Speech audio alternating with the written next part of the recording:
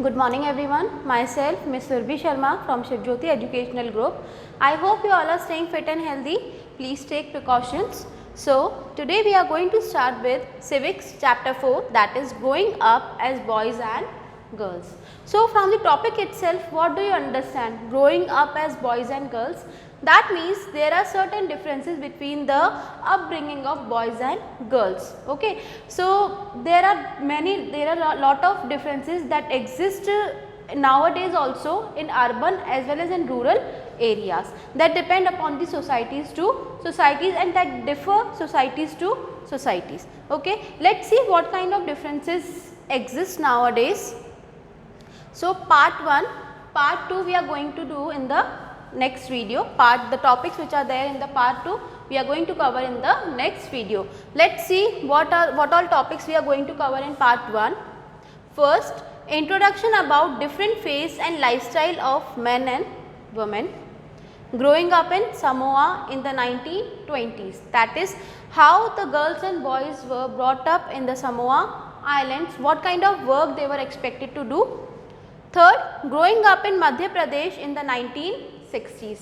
Again, there were several differences between the girls and boys, how they were growing up and what kind of schools they were going. So, all these differences between men and women, girls and boys we are going to read in this chapter. Starting introduction. Being a boy or a girl is an important part of one's identity. The society we grow up in teaches us what kind of behavior is acceptable for girls and boys. So, let me give you one example. In your classes only, when a boy cries, what do you all say?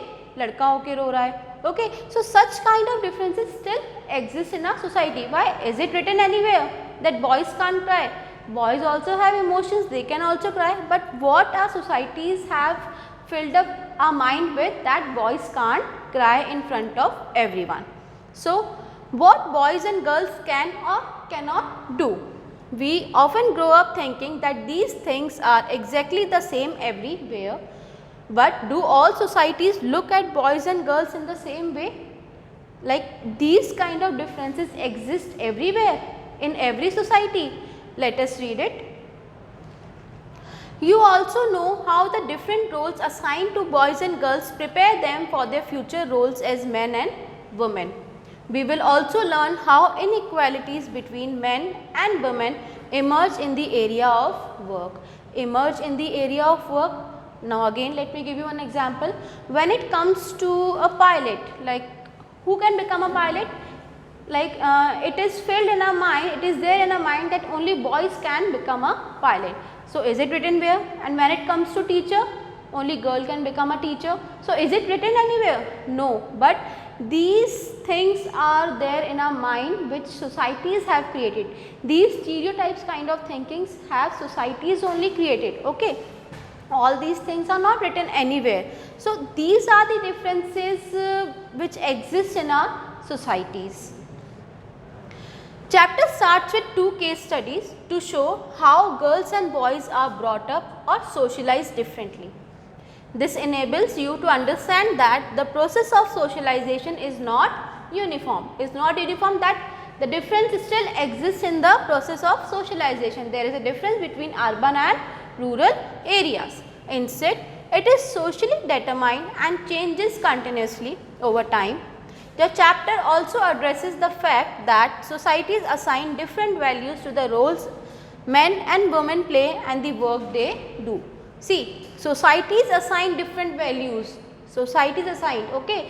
All these differences are not written anywhere. Like only your mothers can cook, your fathers can't cook. Only females are expected to work in the kitchen. Why? Why males are not expected to work in the kitchen? If we compare the burden of work, females are having dual burden of work. How? They are working outside also and they are working in home also, in your houses also. When they are coming from a work, from their offices, they are going to a kitchen and they are cooking the food. Okay. But what your father do? They comes from a office, he come from a office and he just take rest. So, these are the differences which societies have created. Samoa Islands. In this we are going to read about the upbringing of boys and girls, how boys and girls were expected for different activities in Samoa Islands. The Samoa Islands are one of the large group of small islands in the southern part of the Pacific Ocean. Till the 1920s, children in this island did not go to school. When the babies started walking on their own, they were left under the care of their elder brothers and sisters. Okay, they were not going to school. What they were doing? They were taking care of their younger siblings. Children who are 5 years looked after their younger siblings, and those who are the children who are 5 years. Okay, 5 years is also very small, but still they were looking after their younger siblings. Why? Because their father and mother were going for a work. After attaining 9 years of age, boys joined the elder boys for outdoor activities. At what age? At 9 years of age, like fishing and planting coconuts. However, girls continue to look after their younger ones. Now again a difference is there. At the age of 9, boys can go and do outdoor activities. They can do fishing and planting coconuts, but at the age of 9 also girls are expected to look after their younger siblings. When girls became teenagers, that is 14 years of age, they were allowed more freedom as they could then go for fishing and plantation activities or help their mothers in cooking. So again, see, at the age of 9 boys can go out, and at the age of 14 girls can go out. You can see the difference between the age. At age 9 boys are free, and at age 14 girls are free. Okay. So what girls are expected? At the age of 14 they can go out, they were having the freedom, they can go for fishing and plantation activities, and beside this when they are at home they have to help, she has to help her mother in the cooking activities. So these kind of differences used to exist in the Samoa Island. Next is we are going to read about Madhya Pradesh. Now what kind of differences were there in the Madhya Pradesh? Okay. In Madhya Pradesh, boys and girls had a different outlook. Okay. See, even the schools to which they were going were different. Like boys were going to some other school, some other kind of school, and girls were going to some other kind of school. There was a difference between the schools also. The school for boys was open while the school for girls was different. Okay. The school for boys was open, like it was a very open area, a wide playground was there, but the school for girls was very different from the school of boys. From class 6 onwards, boys and girls went to separate schools they were having, like the school for girls were different and the school for boys were different. Girls' school had a central courtyard where they played in total seclusion. Total seclusion means where no one can see them, okay, and safety from the outside world. Like courtyard was there, a room kind of courtyard was there, okay, and in that area they used to learn different things. At that place no one can see them. Why they were having such kind of school? For the safety from the outside world. The boys' school had no such courtyard, and their playground was just a big space attached to the school, like the playground you are having nowadays in your school. The girls always went in groups because they were feared of being teased or attacked. After reading the above two stories of Samoa Islands and Madhya Pradesh, you will realize that there are many different ways of raising children. Okay.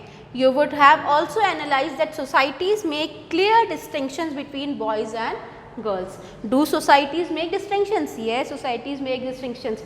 If you see around you, you can feel the difference between the upbringing of boys and girls. You can see the difference in your houses only. Okay, there is a difference between the upbringing of boys and upbringing of girls. In rural areas, still the education of girls is not a priority. Okay, when it comes to going a school, they are expected, only boys are expected to go to a school. Nowadays also even girls are not expected in the rural areas to go to a school. Why?